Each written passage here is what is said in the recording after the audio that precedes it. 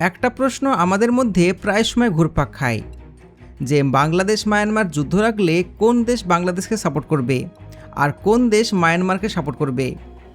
বন্ধুরা, চলুন এর উত্তরটা খুঁজে দেখি।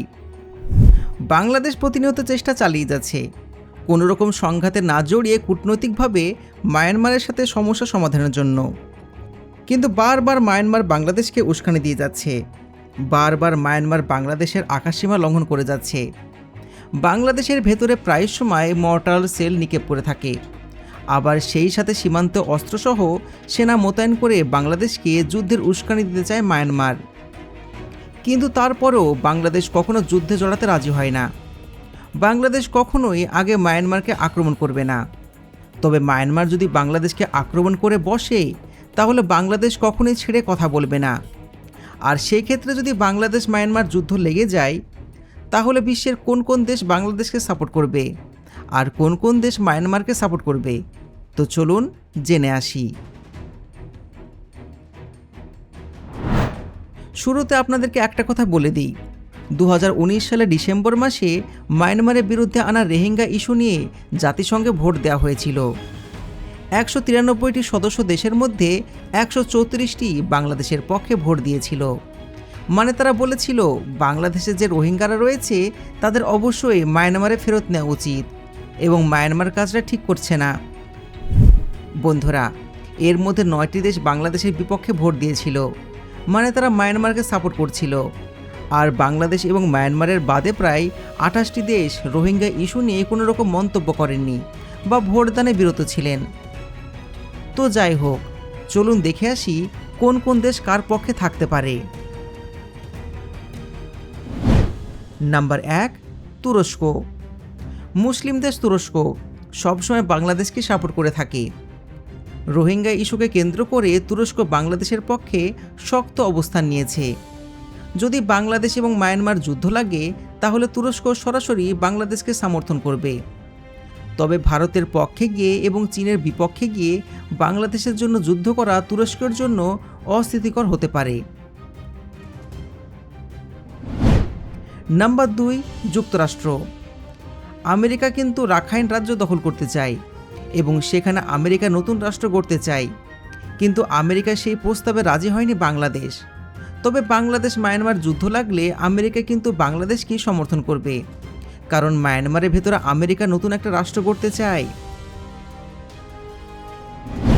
Number 3, Iran. বন্ধুরা, রোহিঙ্গাদের পক্ষে জনসমর্থন রয়েছে ইরানের। বাংলাদেশ মায়ানমার যুদ্ধ লাগলে বাংলাদেশের পক্ষ নেবে ইরান, তবে চীনের বিপক্ষে সরাসরি যুদ্ধে লিপ্ত হবে না ইরান। নাম্বার 4, চীন। বন্ধুরা, বাংলাদেশ এবং মায়ানমার দুই দেশের সাথে চীনের সামরিক এবং অর্থনৈতিক সম্পর্ক অনেক ভালো রয়েছে। তাই যদি বাংলাদেশ এবং মায়ানমারের যুদ্ধ বেঁধেই যায় তাহলে চীনের ভূমিকা হবে নিরপেক্ষ। তবে আমেরিকা যদি হস্তক্ষেপ করে তাহলে চীন আর বসে থাকবে না। সেই ক্ষেত্রে চীন কিন্তু মায়ানমারের হয়ে যুদ্ধ করবে, সে যতই বাংলাদেশের সাথে ভালো সম্পর্ক হোক না কেন। তাছাড়া জাতিসংঘে রোহিঙ্গা নিয়ে যে ইস্যু উঠেছিল সেই ইস্যুতে কিন্তু চীন মায়ানমারকে সাপোর্ট করেছে এবং বাংলাদেশের বিপক্ষে ছিল চীন। নাম্বার 5, ভারত। দেখুন বন্ধুরা, যদি শেখ হাসিনা ক্ষমতায় থাকতেন তাহলে ভারত বাংলাদেশকে সাপোর্ট করত, কিন্তু যেহেতু এখন ভারত মদতপুষ্ট সরকার বাংলাদেশে নেই তাই ভারত কিন্তু চাইবে মায়ানমারকে সাপোর্ট করতে। কিন্তু তারপরও বাংলাদেশ মায়ানমার যুদ্ধ লাগলে ভারত কিন্তু নিরপেক্ষ ভূমিকা পালন করবে। এছাড়া জাতিসংঘে যে ভোট হয়েছিল সেখানেও ভারত নিরপেক্ষ ভূমিকা পালন করেছিল।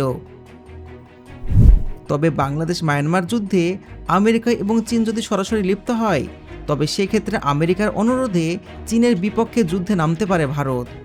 তো সেই ক্ষেত্রে আবার ঘুরে ফিরে বাংলাদেশকে সাপোর্ট করতে হবে। Number 6, Russia.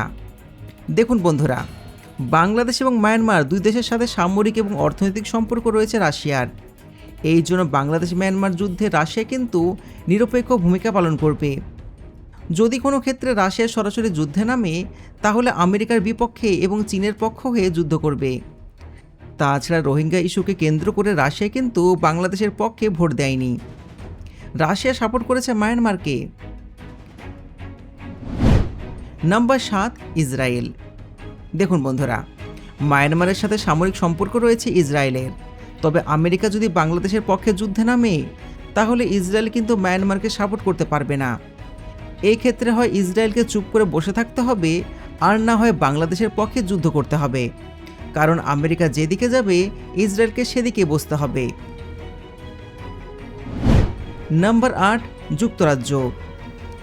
বাংলাদেশ মায়ানমার যুদ্ধ লাগলে বাংলাদেশকে সমর্থন করবে যুক্তরাজ্য। যেহেতু আমেরিকাও পক্ষে থাকবে, সেহেতু বাংলাদেশের পক্ষে থাকতে হবে যুক্তরাজ্যকে, অর্থাৎ ইউকেকে। Number 9, Japan. বাংলাদেশের সাথে জাপানের ভালো সম্পর্ক থাকলেও জাতিসংঘে নীরব ভূমিকা পালন করছে জাপান, আর বাংলাদেশ মায়ানমার যুদ্ধ লাগলে তারা নিরপেক্ষ ভূমিকা পালন করবে। আর যদি যুদ্ধ করতে হয় তাহলে ভারত এবং আমেরিকার পক্ষে এবং মায়ানমারের বিপক্ষে যুদ্ধ করবে। Number 10, France. রোহিঙ্গা ইস্যুকে কেন্দ্র করে বাংলাদেশের পক্ষে জোরালো অবস্থান নিয়েছে ফ্রান্স। যদিও বাংলাদেশের সাথে ফ্রান্সের সম্পর্ক খুব একটা ভালো নয়, কিন্তু তারপরও ফ্রান্স বাংলাদেশকে সমর্থন করে থাকে। তো বাংলাদেশ মায়ানমার যুদ্ধ লাগলে ফ্রান্সের সমর্থন পাবে বাংলাদেশ। Number 11, Malaysia. মুসলিম দেশ মালয়েশিয়া রোহিঙ্গাদের পক্ষে শক্ত অবস্থান নিয়েছেন। যদি বাংলাদেশ মায়ানমার একবার যুদ্ধ শুরু হয়ে যায় তাহলে বাংলাদেশকে সমর্থন করবে মালয়েশিয়া। Number 12, Germany. দেখুন বন্ধুরা, রোহিঙ্গা ইস্যুকে কেন্দ্র করে বাংলাদেশকে অনেকদিন থেকে সমর্থন করে আসছে জার্মানি। যদি বাংলাদেশ মায়ানমারের মধ্যে যুদ্ধ শুরু হয়ে যায় তাহলে জার্মানির সমর্থন পাবে বাংলাদেশ। Number 13, Canada. রোহিঙ্গা ইস্যুতে বাংলাদেশের পক্ষে জোরালো অবস্থান নিয়েছে কানাডা। তো সেই হিসাবে বাংলাদেশ মায়ানমার যুদ্ধে হলে বাংলাদেশকে সমর্থন করবে কানাডা। Number 14, Australia. রোহিঙ্গা ইস্যুকে কেন্দ্র করে বাংলাদেশের পক্ষে জোরালো অবস্থান নিয়েছে অস্ট্রেলিয়া। তাই বাংলাদেশ মায়ানমার যুদ্ধে অস্ট্রেলিয়া কিন্তু বাংলাদেশকে সমর্থন করে থাকবে। Number 15, Indonesia. যেমনটা জানেন, ইন্দোনেশিয়ার সাথে বাংলাদেশের অনেক ভালো সম্পর্ক রয়েছে। সেই ক্ষেত্রে রোহিঙ্গা ইস্যুতে মায়ানমার কিন্তু বাংলাদেশের সাপোর্টই থাকবে। নাম্বার 16, আফগানিস্তান। বন্ধুরা, আফগানিস্তানের সাথে বাংলাদেশের সম্পর্ক অনেক ভালো রয়েছে, আর আফগানিস্তানের সঙ্গে বাংলাদেশ ভবিষ্যতে ট্রেড করার চিন্তাভাবনা নিয়েছে। তাই বাংলাদেশ মায়ানমার যুদ্ধ হলে আফগানিস্তানের সমর্থন পাবে বাংলাদেশ। এছাড়াও যুদ্ধে বাংলাদেশের প্রতি জোরালো সমর্থন থাকবে আজারবাইজান, বেলজিয়াম, মেক্সিকো, মিশর, ইরাক, জর্ডান এবং নাইজেরিয়ার। তো দেখুন বন্ধুরা, এটি হচ্ছে একটা হাইপোথিসিস বা অনুমান ভিত্তিকর বিষয়।